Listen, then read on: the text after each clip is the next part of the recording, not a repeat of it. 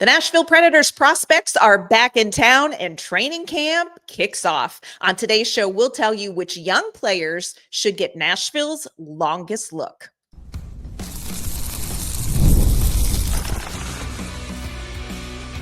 You're Locked On Predators, your daily podcast on the Nashville Predators, part of the Locked On Podcast Network, your team every day. Happy Wednesday, everybody. Welcome to the Locked On Predators podcast, and thanks for making us your first listen of the day. We are, of course, your free daily Nashville Predators podcast. We are a part of the Locked On Podcast Network, your team every day. Want to kick off our Wednesday episode shouting out our Locked On Predators insiders community and, of course, our everydayers who tune in to talk Nashville Predators hockey with us. I'm Kimmel. I am a writer and co-host with Penalty Box Radio and friends. I have a partner in crime. You do. I am Emma Lingan, and I'm an NHL reporter and host for the Hockey News. Well, Emma, you and I, friend, we have waited 84 years to turn the page. Today, the Nashville Predators are looking to do the same thing. They are kicking off training camp today with meetings and physicals. And today we are going to kick off some of our training camp coverage. We're going to discuss the few open roster spots that are realistically available. We're going to talk about which prospects have the best chance of hanging around for a longer look by Andrew Brunette and Barry Trotz. And then we're going to tell you what the biggest roster mistake this franchise could make right out of the gate might be, and why there's still a slim chance they could do it. Got a lot to talk about, but before we dive into all of that, we want to let you know today's episode is brought to you by FanDuel. Download the FanDuel app now by visiting FanDuel.com, and you could win $300 in bonus bets if your first $5 bet wins. All right, Emma, I can't believe that it's officially here. The training camp for the Nashville Predators kicks off. It's a little anticlimactic because they're doing meetings and physicals today, so we aren't going to get to see players on the ice until tomorrow. But I did see online, and I don't know if you saw this, different teams, of course, open camp this week, but at different days. But I saw yesterday that the Winnipeg Jets had a tweet about players after their physicals and like who got bigger and who gained weight. And so just for fun, I'm wondering, like, which player do you think after today and the physicals and all that stuff, who do you think we're going to see like the biggest physical difference in, or maybe we'll see that? I don't know. I really don't know. I think, first of all, that's good for the Jets. I know the Predators, there's no way in hell they would ever let that information out. God forbid. But I don't know. I do think, today it's Gladiator Day, but so in addition to the physicals and the meetings, they go through all of their green screens, they get their headshots, they do all of that stuff. The players do not love that, let me tell you. They are about excited. They're about as excited for that as you and I are to talk about the last 84 years. I can't see Matthew Wood being super jazzed to do like some sort of celebration in front of a green screen. Like, I don't get that vibe from Matthew Wood. It's cringe. It is very cringy. Yeah. There are only a few guys who really are like meant to do that. Like Zach LaRue. Zach LaRue is great. Yeah. Michael That's in his wheelhouse. Yeah. They can do those, but otherwise it's just like, you can tell that they're trying to hype up an empty room and it's just a little uncomfortable. But yeah, it's a long day. It's a long first day, but I do like, Gladiator Day is kind of the day that it's like, okay, we're back. Like, and it's long because it's everybody. It is not just it's the rookies who just came, or not the rookies, the prospects who just came back from the prospect showcase. It's like the AHL guys, it's the NHL guys, and it's like the only time of the year where you get everyone together in one place. So, in terms of players who we're going to see the biggest change from, like, I don't know. And I feel like I can't ever talk about this without sounding weird or uncomfortable, but just bear with me. Mhm. I am just talking from a physical standpoint here, an athletic standpoint. I recently saw Tanner Molendyke wearing shorts for the first time Uh-huh. in a while, and I was like, "Oh, he may have gotten a little bigger." Like, his quad muscles, like, it was very Saquon Barkley-like, and I was like, "Oh, alright, well, he might have definitely, gotten bigger." Bulked up. Over the years, so bulked up, and that's what we kinda wanted to see from these younger guys Mhm. who were trying to get ready for the NHL. I lost $10 on a bet about Saquon Barkley's quads one time. I remember that, and Remember that's that? why I made that comparison, but also it was an accurate comparison. Yeah. Yeah. Like, Anytime we talk about bulking up, I'm with you. I think of these prospects like a Tanner Molendyke. That's a great example of somebody that I'm like, I love your skill set. Please, a little bit more bulk. The other person that always comes to mind, and bless his heart, Kalen Lind. yeah.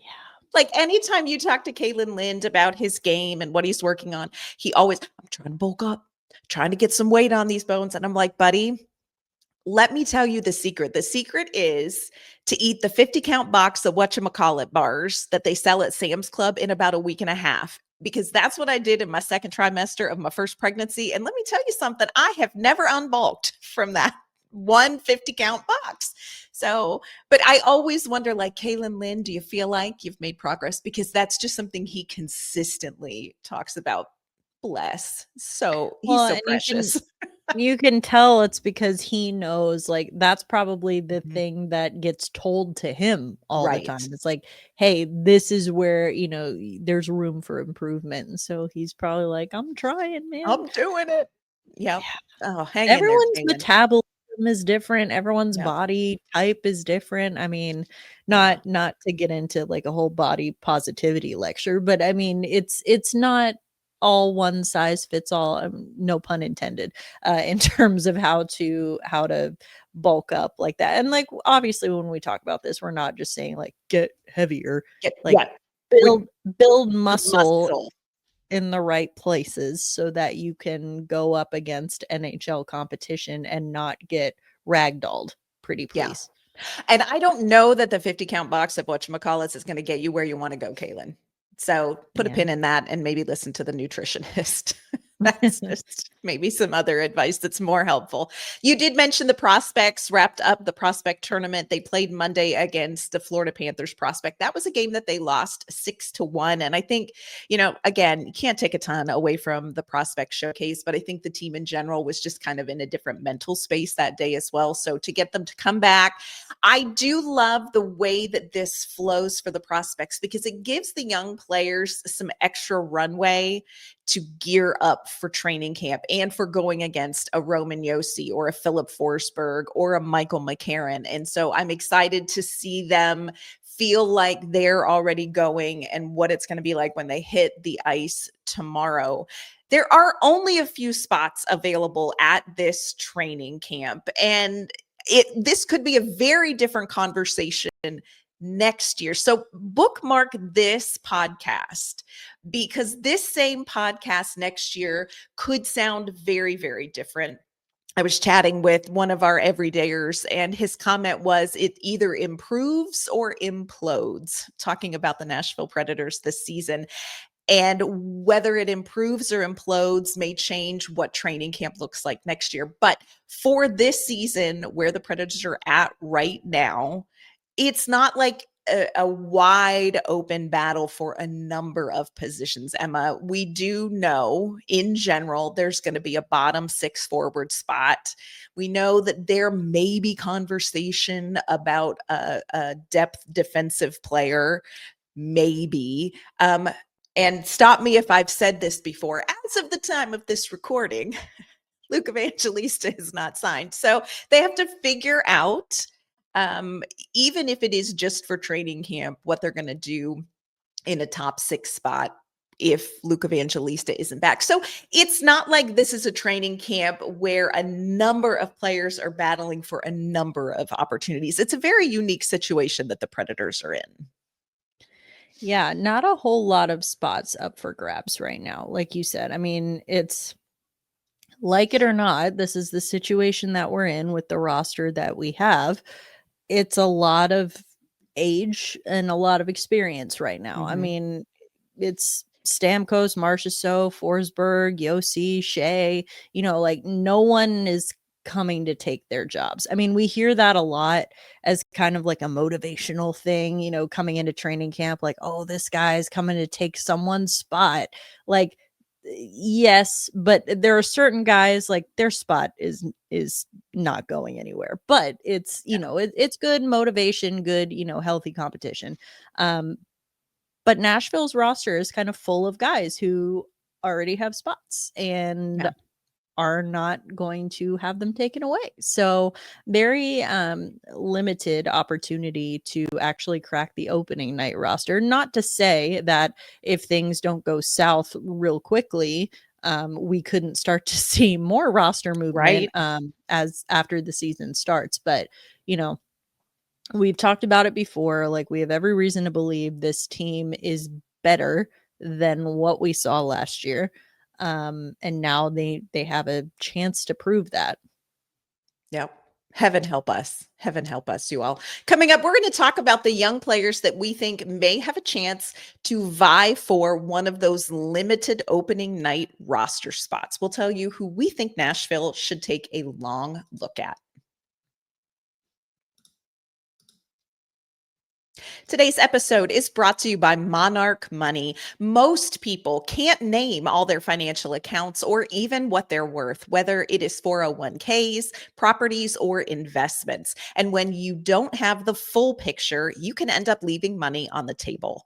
That's why there is Monarch Money. It is an all-in-one personal finance tool that brings your entire financial life together in one clean, easy-to-use interface on your laptop or on your phone. Monarch is built for people with busy lives. If you have put off organizing your finances, Monarch is for you. Monarch does all the heavy lifting for you. You can link all of your accounts in minutes, see clear data visuals, get smart categorization of your spending, and finally feel in control of your money without ever touching a spreadsheet.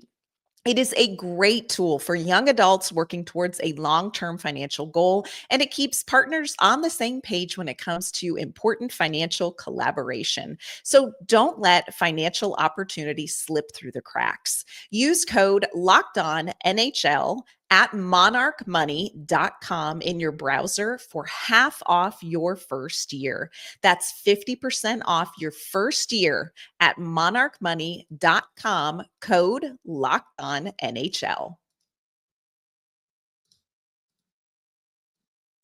All right, Emma, we were just talking about the fact that this is not going to be an opening night roster with tons of surprises on it, like you never saw that coming. And there are a lot of rosters in the NHL that aren't going to have surprises on it when it comes to who is on the roster. The difference is we don't know what we're going to get from the predictable roster in the NHL. So this training camp has tons of intrigue, even beyond what youngster might get a crack at the opening night roster. The next 2 days, we're going to be tackling some of that intrigue in a mailbag episode about training camp. So if you have a question about any aspect of this team moving forward, kicking off training camp, drop it in the comments on this video or let us know on social media at LO_Predators. We want to answer your questions about training camp. So a couple things that frame up what this decision is going to be about when you're talking about prospects who may get a chance for the opening night roster, Emma. And I think it's important to talk about, it is not going to be about who should get the opportunity. This is not about like so-and-so has done his time. It shouldn't be about who would be the most entertaining to see, because we are so far from entertaining. It's not even funny.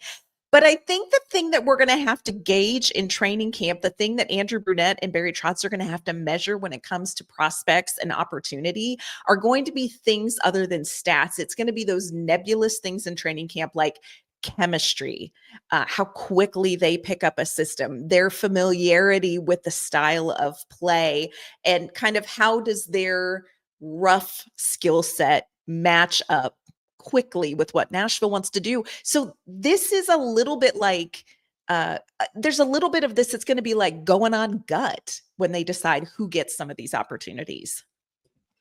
Yeah, it is tough, especially when there's so few opportunities available right now. Mhm. And like you said, even with the roster that we know, like sometimes the devil or whatever the phrase Yes. is, it's worse than what you don't know. Or Yeah. it could be. At least it was last year. So Mhm. it's you really there's so much nuance to it. And like you said, I think it's important to reiterate, it's not going to be, or it shouldn't be, okay, who's been waiting their turn the longest, or Mhm. who is, whatever it is. I mean, it's going to be about fit. As if last year taught us anything, it's that fit matters, chemistry Yep. matters. And it's going to be about kind of, Barry Trotz has said this before about kind of trying to thread the needle between, being competitive now, but also retooling toward the future. And, again, even if you want to go for the tank, you can't do that with the roster that you have right now. Right. It's just not possible. So it's about how to maximize what you have right now and also build toward the future. So, I mean, they're going to have their work cut out for them. Yeah, this is going to be very tricky. But let's talk about who I think is probably the most obvious prospect that people have been talking about.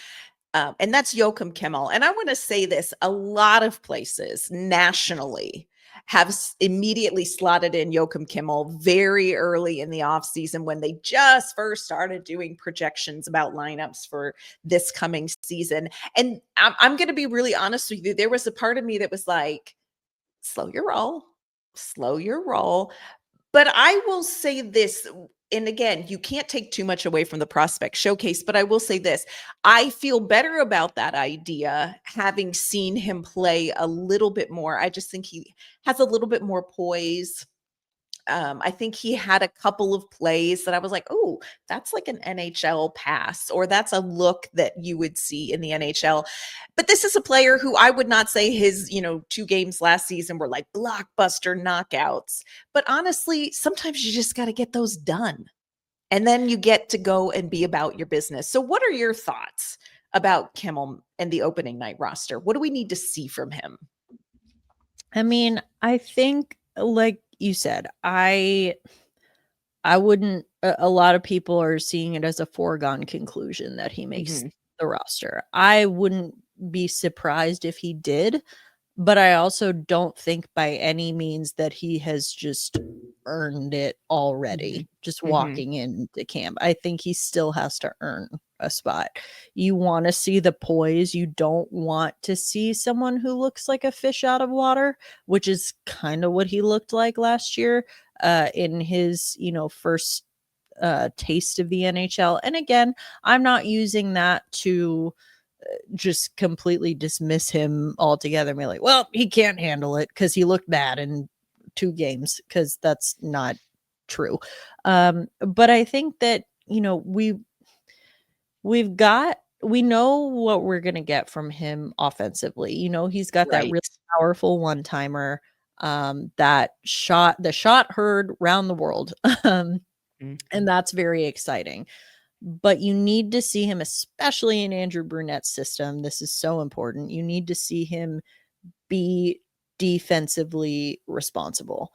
Mhm. I think that you want to make sure that he knows where he's going, he knows where he has to be at all times, and knows when the puck is coming to him. And I think that we know that this kid loves to shoot the puck. He loves to shoot Mhm. the puck. He loves to score. That's great. Um, but you need to see him actually like be defensively responsible, be responsible with the puck, and be able to protect it and control it. And, actually, I think a part of that too, and this is not, this is out of his control, but you got to get him with more skilled Yes. mates who are going to be able Yes. to get him the puck so that he can score. So putting him, with all due respect, putting him on the fourth line with Michael McCarron and Cole Smith, maybe not the best use of Jokaim Kemmel. That's not how you're going to get the most out of him. So that part, again, it's like if you, and I'm not saying that they have, this is just hypothetical, but if the coaching staff and management have decided, okay, there's one forward spot open and it's on the fourth line, that's it, then I don't think that spot should go to Joakim Kemmel, because I don't Mhm. think that's how you get the best out of him. So, I mean, like, again, that's out of his control. But in terms of what we need to see from him, I think you need to show that he deserves a spot in at least the top 9.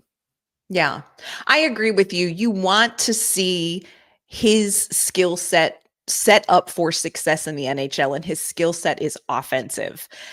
But you have to balance that.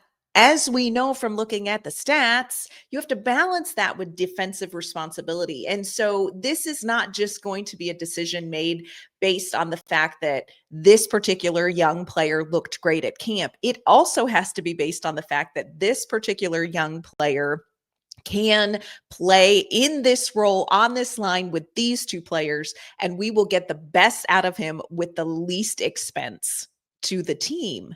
There is a lot more nuance to it than Joakim Kemmel can score. Yes, he can. And you know what we would love to see? More depth scoring. But you also have to balance that out with where are the weaknesses in his game. And that opens up a conversation about, do you bring in a couple of other bigger prospects to give them a longer look? Coming up, we're going to talk about a couple of other prospects, maybe a little larger in size. Do they have a shot at the opening night roster? And then, friends, we're going to tell you the one big mistake that we really don't want to see the Nashville Predators make, but also we're a little bit afraid we might see it. We'll tell you what that is. Today's episode's brought to you by FanDuel. The NFL season is finally here, and FanDuel is making sure you are ready for all those kickoffs with a can't miss offer. Right now, new customers can bet just $5. And if your bet wins, you're going to get $300 in bonus bets to use across the app. You're going to love using FanDuel because it fits however you like to bet, whether you love those player props, building a same game parlay, or even jumping in live as the action unfolds. It makes every game even more exciting, whether you are watching your favorite team compete or you're just keeping an eye on your fantasy lineup. So are you ready to play? Download the FanDuel app now by visiting fanduel.com to get started. That's fanduel.com to place your first $5 bet.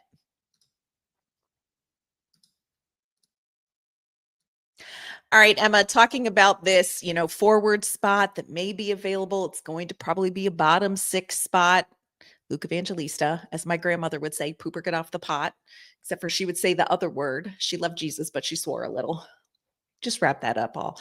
But looking at this potential bottom 6 spot, Jokaim Kemmel, I think, is going to get a long look. The other ones that I think maybe just keep your eye on, Reed Schaefer is a name that Barry Trotz drops a lot.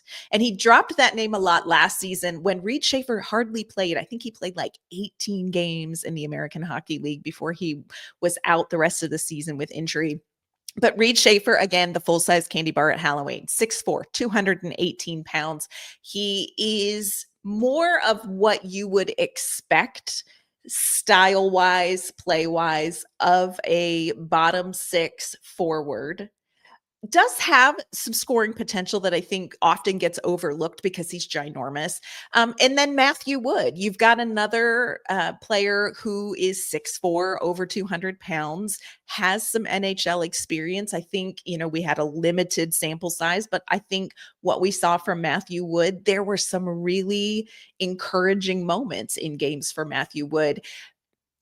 how do you expect them to weigh out what those two players need to show at training camp? And realistically, are they opening night roster potential players for this team?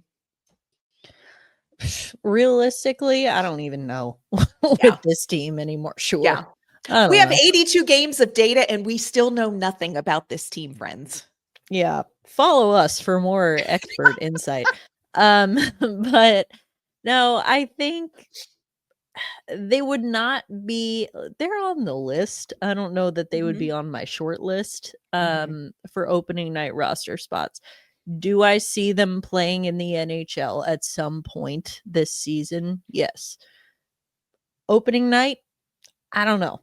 I still think that there's other potential players that may be more deserving of those Mhm. spots. I think, you know, again, the Luke Evangelista situation is now going to play into this.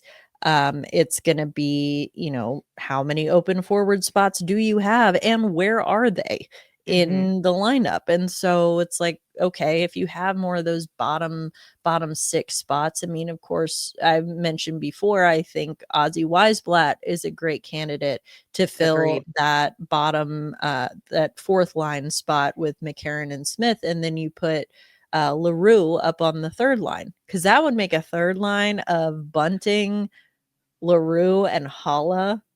That would be I mean, fun. get the popcorn. That would be That's spicy. straight fun. Straight That would be fun. fun. Mhm. Um, yeah. So anyway, I think that that would make more sense. I don't Mhm. know. This is not really a fair assessment. I would say I personally would rather see Wood than Schaefer, but that's purely because I've seen Wood in the NHL before Right. and I've had eyes on him more. And so know a little bit more what to expect. And that's not fair. Maybe Schaefer would be the better call. I don't know. But he is a name. Schaefer is a name that we hear a lot. That was obviously he came over in the Tyson Berry trade with Matthias Ekholm. Matthias Ekholm, yeah. So that there's a lot riding on that, and I think that I still don't know. I last year I think was supposed to be a big year for him, like Yes. developmentally, So tough. and he lost a lot of that obviously with Mhm. his injury. So he might be set back a little bit timeline wise. I think if he had had a fully healthy season last year, we would be talking a little bit more seriously about Mhm. will he make this opening night roster. But Yeah. I don't know if that would be wise right now. Yeah. I definitely think, if you all are going to go to training camp and kind of watch these players, keep your eye on Schaefer and Wood, see where they're at. Of course, we don't know the status of the Weisblatt brothers, depending on what they opt to do and what's best for their family as well. So that's a factor. Talking about a player coming off of injury going into training camp, we do have to just mention briefly Tanner Mullendijk. He did not play at all in the prospect showcase. He was on the ice last week for practice before they left for Florida for the showcase or the tournament. I'm saying the wrong word, but I'm talking about the tournament. But had kind of a weird fall into the boards and we didn't see him at the tournament. That could just be precautionary. It'll be interesting to see how much we see him on the ice. But I don't know. I mean, there are so many third pairing potential possibilities that, I'm not sure how much of a big battle this is going to be, whether Mullendijk is fully healthy, whether he's got just a little hitch in the giddy up, whether he's got some sort of full injury situation. So I think that's something to keep an eye on when you're talking about the blue line as well. They've got to figure out sort of where a third pairing is going to shake out, but they've got bodies, really big bodies, They have really big lots bodies. they have lots of bodies, Yeah. and, Yeah. I think that that third pairing, it is probably gonna be a little bit of a revolving door, at Mhm. least during training camp to see what works. I mean, I think Justin Barron's gonna be on the right side of that pairing, but it's on the left side, you've got options. I mean, we assume, and I think rightly so, it'll be Adam Wilsby I hope and so. Justin Barron I'm on that excited third to see pairing. him back. That would make sense. And then you have Jordan Osterley as your extra defenseman, or Andreas Englund. And then, but there's also the Spencer Stastny of it all. If you'll recall, his contract turns into a one-way deal this year. So what are they going to do with him? It really is going to be interesting to see how that all shakes out. Yeah.